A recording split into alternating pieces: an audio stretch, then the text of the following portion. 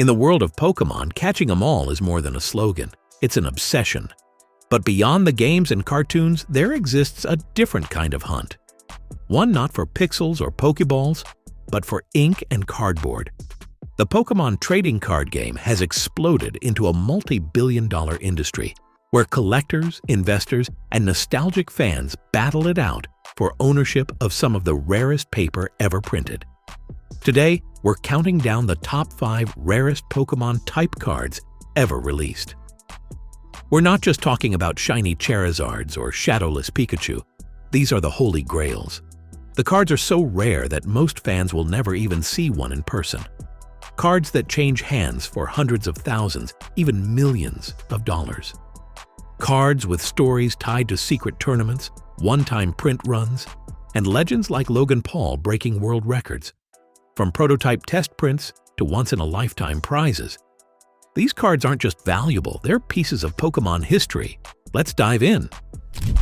Number 5. The Master's Key, 2010. Kicking off our list is a card that's nearly impossible to get your hands on unless you were one of the very best in Japan. The Master's Key card was awarded to the finalists of the 2010 Pokémon World Championships in Japan, spanning both the trading card game and video game divisions. Only 36 copies were ever distributed, and each came framed, commemorating the finalists' mastery of the game.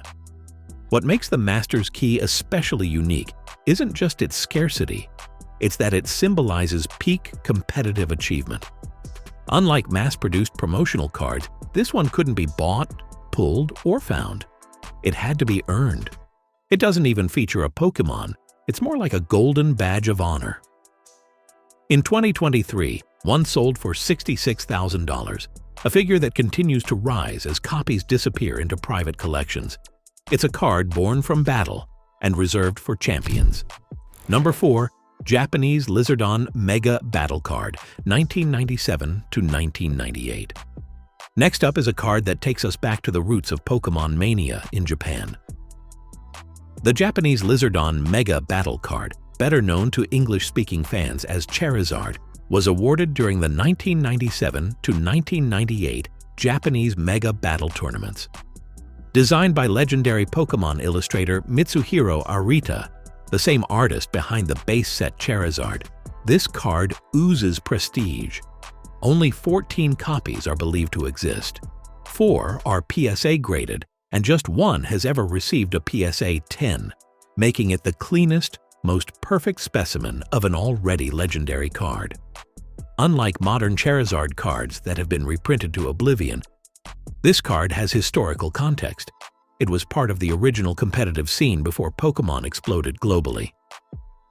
When one shows up at auction, it's a moment, like a comet streaking across the sky. Blink, and it's gone. Number 3.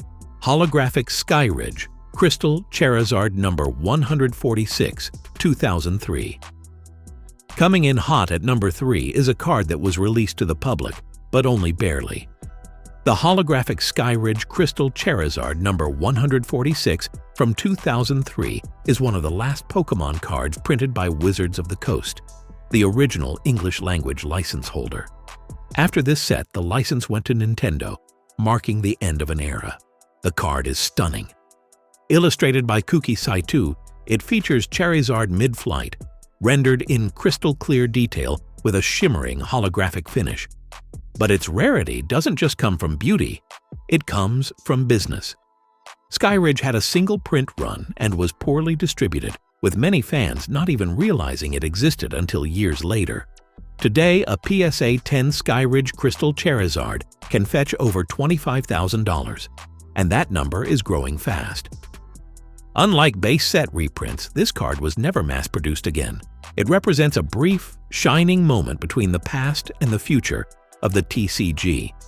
And if you own one, you're holding the end of a legacy. Number 2. Snap Pikachu Card, 1999. Number 2 on our list is a card that almost feels like a myth because it came from a camera, not a card pack. The Snap Pikachu card was part of a special promotion tied to the 1999 Pokémon Snap video game for the Nintendo 64. Players were encouraged to submit their best in-game photos of Pokémon to CoroCoro magazine in Japan. The winners? They got their pictures turned into actual physical Pokémon cards. Only 20 Snap Pikachu cards were ever produced. And unlike most rare cards, each is one of a kind because they were based on individual photos submitted by fans. That means your Snap Pikachu doesn't just represent the franchise, it represents someone's personal interaction with it. In recent years, a Snap Pikachu card sold for $270,000, and collectors believe that only a handful remain in circulation. For those who grew up taking pictures of Pokémon through a virtual camera lens, this card is more than rare, it's legendary. Number 1. Pikachu Illustrator, 1998. And now, the crown jewel, the rarest Pokémon card of them all, the Pikachu Illustrator card. Originally awarded as a prize in the 1998 CoroCoro Comic Illustration Contest, only 39 copies were ever distributed. The card was never sold in stores, never included in booster packs, and never reprinted. It features artwork by Atsuko Nishida, the original designer of Pikachu himself. It's not just rare, it's historic. It says Illustrator instead of Trainer. It's the only card of its kind, and its value reflects that. In 2022, YouTuber Logan Paul purchased a PSA 10 Pikachu Illustrator card for a jaw-dropping $5.275 million, shattering the Guinness World Record for the most expensive Pokémon card ever sold. Paul wore the card around his neck at WrestleMania, turning it into a cultural moment. But even without the spotlight, its significance stands on its own. The Pikachu Illustrator isn't just the rarest Pokémon card, it's the Mona Lisa of the franchise, a true artifact. Bonus: Wizards of the Coast. Blastoise Presentation Card, 1998. Before we wrap up, there's one card that deserves a spotlight, even though it was never meant for the public. The Wizards of the Coast Blastoise Presentation Card was a test print made in 1998 when Wizards was trying to convince Nintendo to let them print Pokémon cards for the Western market. Only 2 copies were made, and here's the kick. They were printed on Magic, the Gathering stock, complete with a Magic logo on the back. These prototype cards were never released, never distributed, and were completely unknown to most collectors until one surfaced years later. This card represents the birth of the Pokémon TCG in the West. It's not a prize card, it's not a promo, it's the prototype, the proof of concept that led to everything else. One copy sold privately for over $360,000, and given its origin, that number could double in the future. In the end, Pokémon isn't just a trading card game or a nostalgic hobby. It's a cultural juggernaut that has spanned generations, inspired millions, and reshaped how we collect, play, and connect. These rare cards are more than just paper with stats and artwork. They are living fossils, each one preserving a distinct chapter of Pokémon history.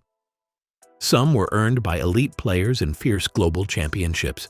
Others were awarded through obscure contests, like photography promotions, or quietly produced as prototypes before the franchise went mainstream. Each one has its own origin story, marked by passion, perfect timing, or sheer luck.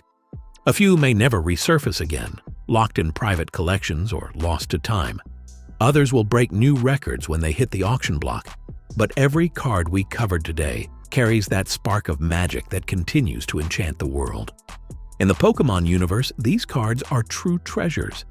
If you love this breakdown of the rarest Pokémon cards ever made, don't forget to smash that like button, subscribe for more epic collector deep dives, and drop a comment. If you could own just one card on this list, which one would it be, and why? Remember, the PSA 10 Pikachu Illustrator card, the one Logan Paul bought for $5.275 million, wasn't just a collectible, it was a time capsule, linking us to the very beginning of Pokémon's rise.